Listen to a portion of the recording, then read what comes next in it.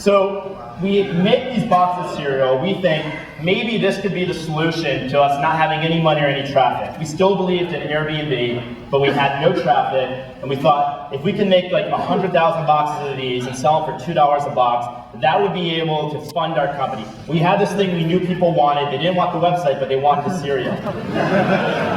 Unfortunately, I think I was $15,000 or $20,000 in credit card debt. I had like maxed out four different cards, $5,000 each. So we certainly couldn't pay for cereal. We meet this guy in Berkeley. He turns out to be an alumni of Chesky. He says, I'm not going to make you 100,000 boxes, but I'm willing to print you because I like you guys and I want to help out another alumni 500 boxes each of John McCain cereal and Barack Obama McCain cereal. So we realized, well, we're not going to make a lot of money unless we charge a lot. So we said, well, if we call it limited edition, we can charge a lot. So we charged $40 a box, and we literally got 1,000 boxes of cereal printed. They're just flat, right? You've got to assemble them yourself. Joe and I assembled them in our kitchen, and I'm not joking. I mean, we actually went to the grocery store and bought 1,000 boxes of cereal. We would buy out.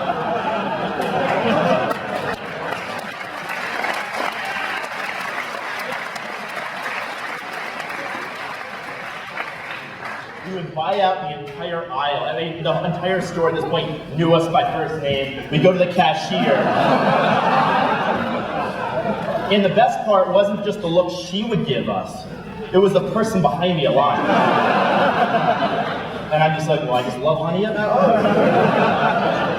So we put up this website, the Jingles, and CNN discovers it. And CNN runs a story about Obama O's and Captain McCain's. And we end up selling out in like 2 days, $20,000 worth of Obama O's. And not very many Captain McCain's. People started reselling the Obama O's on Craigslist and eBay. And when I realized, Joe, we didn't charge enough. Damn it. So, some time passes.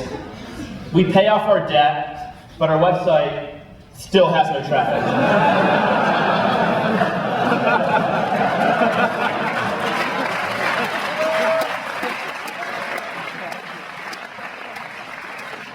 This is where people make a pivot, and we're like, this is working, but we don't want to make cereal the rest of our life. So we're going to go back to the website.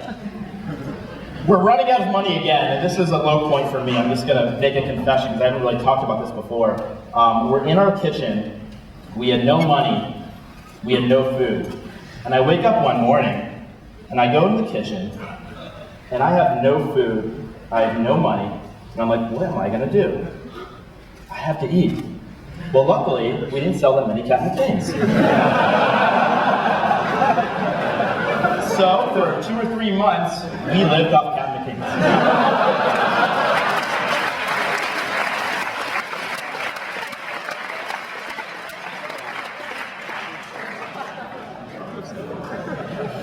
So this is actually from Paul Graham. He's got this graph on Y Combinator, and he says basically after your launch, you think you're going to make it, and then you crash, and you've got this long trough of sorrows, and that's what happened with us. And it was a few months later, I'm sitting with Michael Seibel, and Michael Seibel, of course, is channeling his inner Paul Graham. He's like, oh, you guys, what are you doing? You should do Y Combinator. And I said, Michael, we've already launched. You don't do Y Combinator if you launch. He says, you guys are dying. Do Y Combinator. So we meet with... Here's the... By the way, I'm going to give you some inside things about Paul Graham right now.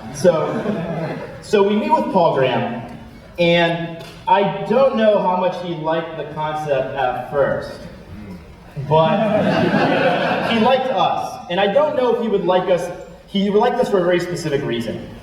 In November of 2008, Sequoia put out that thing on TechCrunch, RIP Good Times. It was basically an investment nuclear winter. It wasn't clear that anybody would be funding people. So he was looking for people that wouldn't die. In fact, Paul Graham says, you guys won't die, you're like cockroaches. And so I think that's why I funded it. So we decide, let's give it 3 more months. And by the way, at the time, our poor engineer, we're like running a cereal company. He moves back to Boston. He's like, all right, guys, good luck with the whole cereal thing. So he's in Boston, Nate, consulting. Nate comes back. We do Y Combinator. And, you know, Nate, unfortunately, is 6'5", and he sleeps on this tiny airbed. I think it's an airbed for children, actually. And it was in our bedroom, and we would be up late into the night. Paul Graham says, you need to be profitable at demo day. We don't even know if anyone's going to be at demo day and investors. I mean, it was a very different environment only 2 years ago. So what we did, and this is how we succeeded, we realized whatever you focus on, you get. We should focus only on one thing, and that's being profitable. So we printed out an imaginary revenue graph, and we pasted it to the bathroom mirror. We said, this is the first thing we're going to look at when we wake up in the morning. And this is the last thing we're going to look at before we go to bed. And we were going to be dreaming about revenue. And we really did. We put it up on the wall, on the bathroom mirror, and we were literally up late at night, and this is halfway through Y Combinator. We meet with Paul Graham again, and he gives us another amazing piece of advice. He says, your users are meeting in person, and you're here in Mountain View. What are you still doing here? And I was like, what do you mean, what am I still doing here? He says it again, your users are in New York, they're in DC, they're in LA. Go to your users. And we said, but that doesn't scale. We can't do that. He says, don't worry, do things that don't scale. It will teach you. So that's exactly what we did. We started going to New York City, we went to Washington, DC, we went to Denver, we went literally door to door, basically signing people up for our website. I would just knock, we knocked on some doors and said, hey, you know how much your bedroom's worth?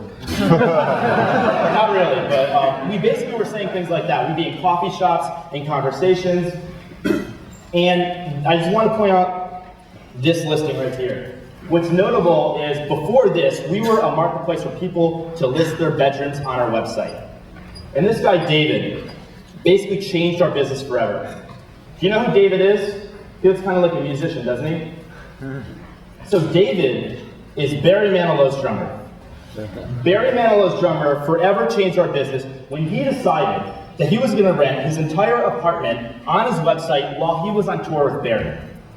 And before that, we had this rule. You had to be in the place with them. You couldn't provide breakfast otherwise.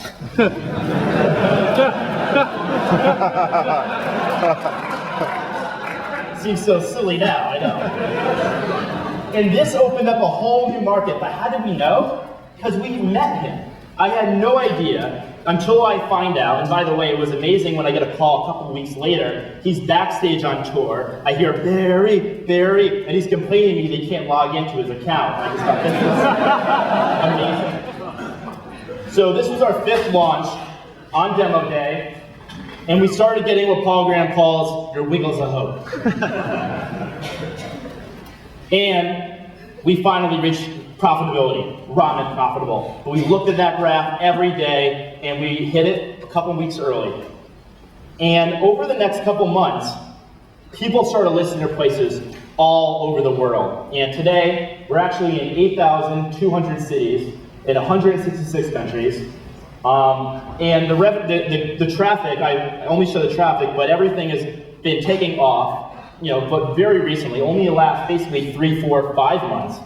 So it looks like maybe an overnight success. Started literally 1,000 days ago. And we now have really interesting spaces. We have this amazing apartment in Paris. This is pretty similar to what we were expecting. But we also have things like a treehouse. This is actually one of the most popular listings on our website. We have igloos. You can actually stay in this igloo. We have boats. 23 people have stayed in that boat this summer. We have water villas.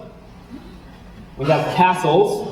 And in fact, the amazing part of this castle is people are actually throwing events here. Because you're not going to just rent it out for 2 of your friends. But if you have well, maybe you will. Some of the speakers might. But people have weddings here. So we're now facilitating not just spaces to stay, but spaces to do activities, to experience. And this was pretty amazing. We actually are now getting private islands. And people are booking. We have an entire collection of private islands on our website. So basically what we are today is a community marketplace for space. It's a really big idea, but if we back in 2007 said we were going to create that, it would have been impossible. So basically it started with an airbed in our living room to solve our own problem. And now people are listing all types of spaces all over the world. And it's a big party tonight, so make sure you come.